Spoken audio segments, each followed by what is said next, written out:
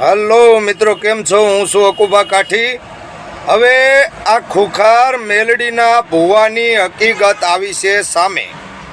બરાબર, ખુખાર મેલડીના ભુવાની હકીકત આવી છે સામે કે એ કોણ છે અને ત્યારે આ બધું રચાયું છે. એ બધી હકીકત એની સામે આવી છે. કેમ કે એનું નામ રાજવીર ઠાકોર છે અને એને બંટી કહીને બોલાવતા, બંટી. અને આ માણસે એક હારે 7-8 જણાને 4 વ્હીલથી ઈજા પહોંચાવેલી છે. 7 થી 8 જણાને ઈજા પહોંચાવેલી છે.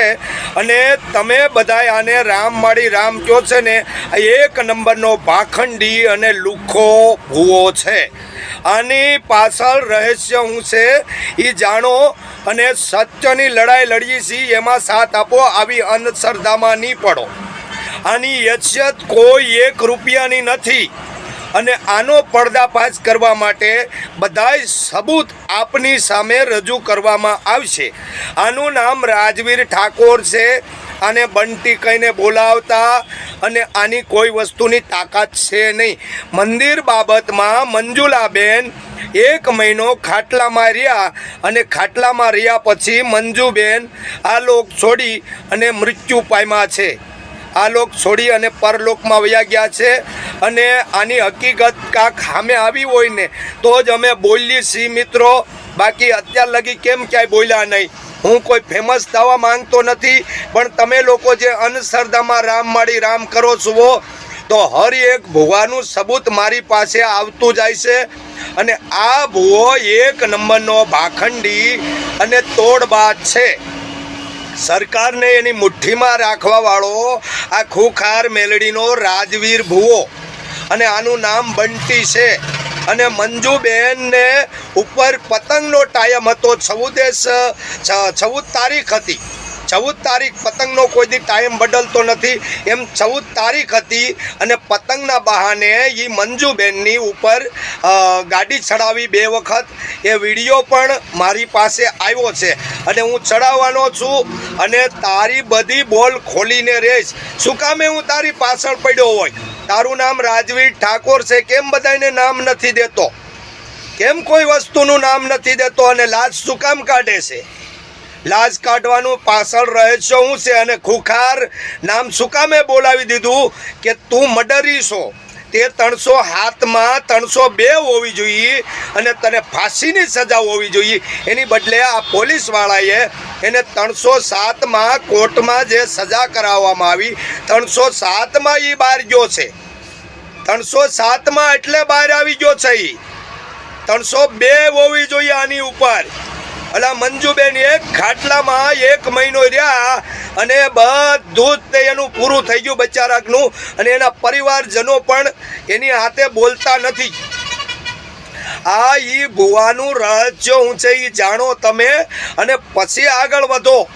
હું અંધશ્રદ્ધા વાળા લોકોને જે અંધશ્રદ્ધા હાલે છે, 99% ભારતની માલપા અંધશ્રદ્ધા ફેલાય છે, એને હું કહું છું કે મંદિરની કોઈ બાબતની વાત છે નહીં. જે આપ જગતથી મંદિર છે એનું કોઈ વસ્તુનું અમે બોલતા નથી.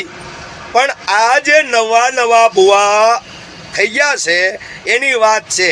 જે ભગવાનના બારામાં કોઈ વસ્તુ એની પાસે જાણવાનું છે નહીં. અને આ રાજવીર ભુવો અને એને બંટી કહીને બોલાવતા અને 1 નંબરનો ગુંડો લુખ્ખો માણસ છે. અને એને કહી તારામાં તાકાત હોય તો તું કેમ નથી ભાઈ બધું કાંઈ બોલતો? તારા ટટ્ટો અને હજી તો તારું રેકોર્ડિંગ પણ મેકવામાં આવશે. જે તું મારી સામે ગાળ બોલ્યો છે ને ભૂવો થઈ અને બધાને જે સમજાવે છે, લાખો માણા ભેગું કરે છે અને કલાકારોને પૈસા દઈ અને ખુખાર મેલડીનું ગીત ગવરાવે છે. એટલે તારી પાછળ તો હું એક રોજ વિડીયો બનાવીશ. અને તારું નામ રાજવીર ઠાકોર છે અને તને બંટી કહીને બોલાવતા ને તારા ગુંડાઓ કેટલા છે એ મને ખબર છે. પોલીસને તારી મુઠ્ઠીમાં રાખવા વાળો તો પોલીસવાળા પણ પગે લાગે છે. તો પોલીસ અધિકારીઓને આવી અંધશ્રદ્ધામાં ના પડાય. જે ગાંધીનગર પાસે રૂપાલ ગામ ત્યાંની ઢબુડીનું જે ધનજી નારાયણ ઓડની જે પાત્ર હતું ને એ જ પાત્રો આની પાસે છે. એવું જ પાછું અમૃત બાપાની મેલડી પાસે પાત્ર છે. તો જોવો તો ખરા, જરાક ઊંડા તો ઉતરો કે આનું નામ શું છે. એમ નામ તમે માતા માતા કરીને પગે લાગો છો, માતાઓને બદનામ કરે છે આવા ભુવાઓ. એટલે માટે જ અમે કહીએ છીએ કે આવાની પાછળ કાંઈક રહસ્ય શું છે જાણો. જે આચાર્ય હતો એનું રહસ્ય શું હતું એ જાણો. રામ રહીમ હું હતો, બધા જેલ ભેગા થયા છે અને આને જેલ ભેગો હું કરીશ. જેલ ભેગો તો તને કરીને રહીશ. ગાદીપતિ બહુ મોટો થવાનો દીકરો થશો ને, હે એ તારા પરિવારજનોને 9 જણાને ઈજા પહોંચાવી છે. એમાં મંજુબેન છે એ આ લોક છોડીને પરલોક વયા ગયા છે.